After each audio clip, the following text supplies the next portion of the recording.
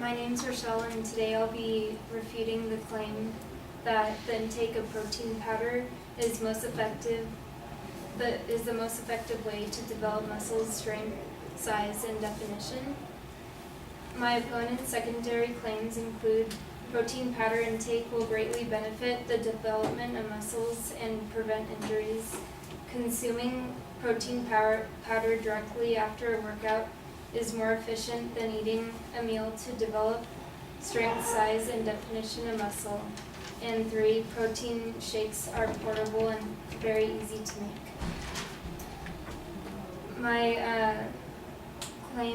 My opposition to the advocate's claim is the intake of protein powder is not the most effective way to develop muscle strength, size, and definition.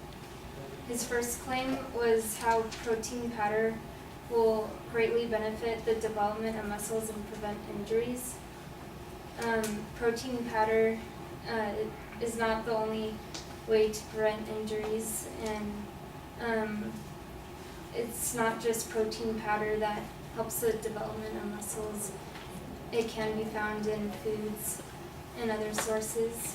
And while this is true that it does help the muscle development and prevention of injuries, can also be reached from other sources of protein. Protein powder is not regulated by the FDA, and there has been several harmful ingredients found. A review by Consumer Reports found that protein shakes tested had at least one sample containing lead, arsenic, cadmium, and mercury. And heavy metals like cadmium build up in the body and can lead to substantial kidney damage. His second claim is how consuming protein powder directly after a workout is more efficient than eating a meal to develop strength, size, and definition of muscle. And this is true that consuming protein after a workout is important to build muscle, but this can be reached just as well by consuming proteins like milk, eggs, and chicken as healthy and low-cost substitutes. Trials were conducted that proved that high-protein supplementation was connected to an increased risk of low birth rate and lacked beneficial effects in pregnant women. And studies show that protein powder is not beneficial nutritionally for them. Sucrose, the sweetener found in protein powders, decreases the levels of good bacteria in the gut, and this leads to inflammation in response that increases insulin resistance and storage. And in response to the third secondary claim, protein shakes are portable and very easy to make. This evidence is true in that you just have to scoop a small amount of protein powder to put in a shake, but it is not as nutritional as having a full meal. And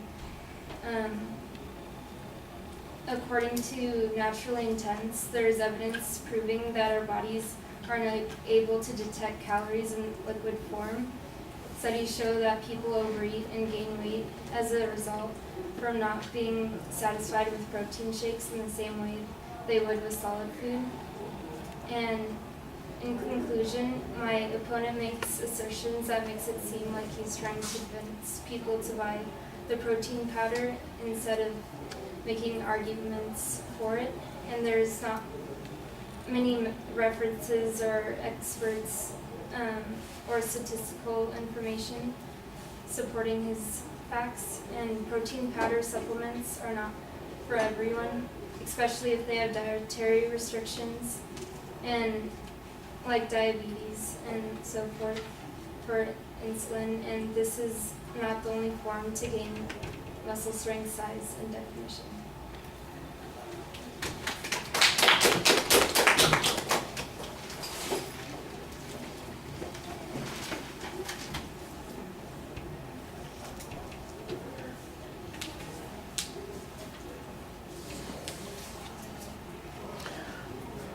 The structural stuff is all fine, so you preview what the secondary claims are. On the individual points, you start right away with a counterclaim that you say it's not necessarily the most effective thing for these sorts of things. Interestingly enough, as you get to that point, that's the third time you kind of repeat what the claim is, so it gets a little redundant on that particular point. You then make an argument that says alternatives can provide that, but that's really being asserted there. I didn't hear any data that says that we can meet these alternative, or that these alternative ways of doing this are effective. It seems a reasonable inference to make, but I'm not sure that you've got any evidence on that. And then the evidence that you do present talks about a slightly different issue, and that is that there are potential problems with these supplements because their contents are not regulated and they may have harmful elements in them. This would be really helpful, for instance, if you had discussed how healthy eating as an alternative affects this, and then you could point out, for instance, that consuming the right kinds of foods would prevent you from consuming, the lead, the cadmium, the mercury, and all those things that are bad that they find sometimes in the protein powders. That would make that contrast a little bit sharper. I understand the point that you're making there. I think you just need a little bit more data on the earlier part of it.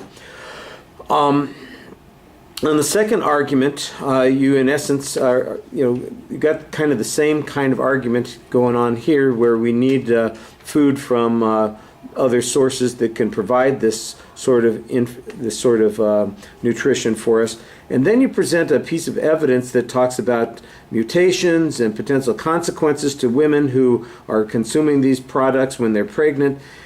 And that seems to me like it's a good counterclaim, but you don't really present the claim, you just present the evidence and expect us to make a claim out of it, but it's also not the claim that you started off arguing on that point. So I think there's a good argument contained here, but it needs to be kind of singled out and made into a counterclaim, cite a declarative statement, and then present the evidence to support it. You're kind of going the other direction. And then you mentioned that there are other complications, and I didn't really hear much development of those particular points.